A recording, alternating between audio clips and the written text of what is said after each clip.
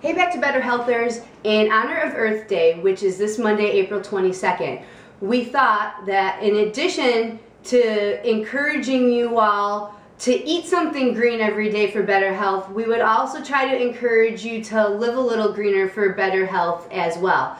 Now we know all the green stuff is healthy because green equates with life, and all of those green foods are full of vitamins, minerals, phytochemicals, and the green ones have more micronutrients per calorie than anything else. So they help us to be healthier, fight disease, and all of that other great stuff. But living greener will also help not only you, but the world be healthier as well, because we need fresh air to breathe, clean water to drink, and healthy soil to plant and harvest and feed ourselves from. So any small part that any of us can do, I truly believe, will collectively make a large impact on making the earth greener, healthier, and safer. Now, by no means am I an expert on this topic, but I'm open to learning and doing my part, sharing that with you, and hopefully inspiring all of you to do the same. So what my family has decided to do this week is share our own personal tips and tricks through different videos of things that we are doing to live greener. And it might be a review, maybe you'll learn something new, but again, if nothing else, hopefully it encourages you and inspires you to do the same based on your own particular circumstances and needs.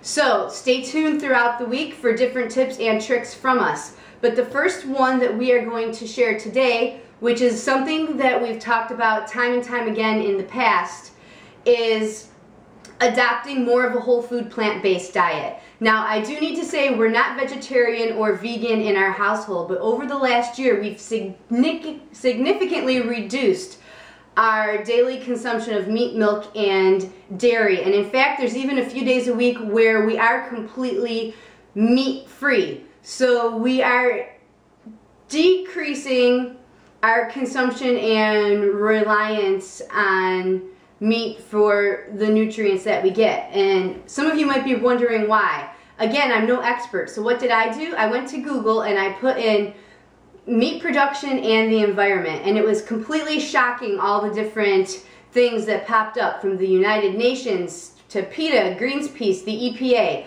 So I suggest you do the same, and don't take my word for it, educate yourself. But some of the shocking stats that I learned, in terms of all the usable land in the world, 30% of it has been committed for either the grazing or growing of feed for meat production. That is a huge amount considering all the people that we have in the world. And in terms of food, 70% of the grains and cereals that we grow here in the US are made to feed animals for animal production. It takes 13 pounds of grain to get 1 pound of meat, which I found shocking. And let's not forget energy costs. We hear about energy all the time, but unfortunately it appears like it's very inefficient to be raising as much meat as we do for consumption, because it takes 11 times more fossil fuel. It takes 11 times as much fossil fuel to make 1 calorie from animal protein as it does the same equivalent 1 calorie of plant protein. That's kind of crazy, all right? And water. Water is a big issue. There is only a small amount of water on this earth that is usable for our consumption, and there's concerns that that is dwindling. It takes 2,400 gallons of water to produce 1 pound of meat, all right? So whether it's to grow the crops, for the animals to drink, or to clean up all the waste and filth produced, that is a ton of our world's water consumption going to support meat production, when growing the same amount of wheat only requires 25 gallons, all right? We're also cutting down rainforests at an alarming rate to start planting feed for these grazing animals. But I think the biggest thing is pollution, all right? These factory farms are huge, and the fecal matter that is produced is just enormous. We have these fecal lagoons. We have waste seeping into the groundwater, dust particles from these farms getting into the air that have live pathogens. And all of this is contaminating the groundwater, rivers, streams, and air of local communities and all around.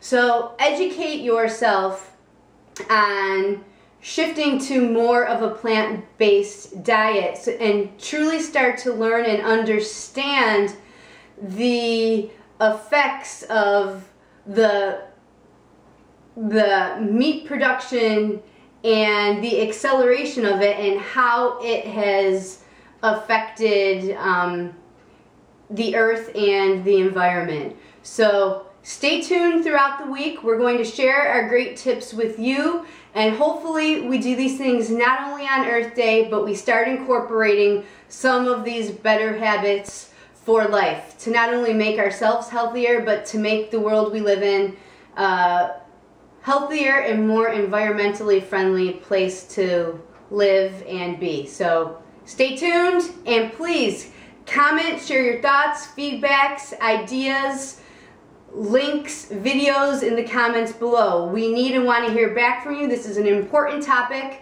so please everybody share. All right, take care. Bye-bye.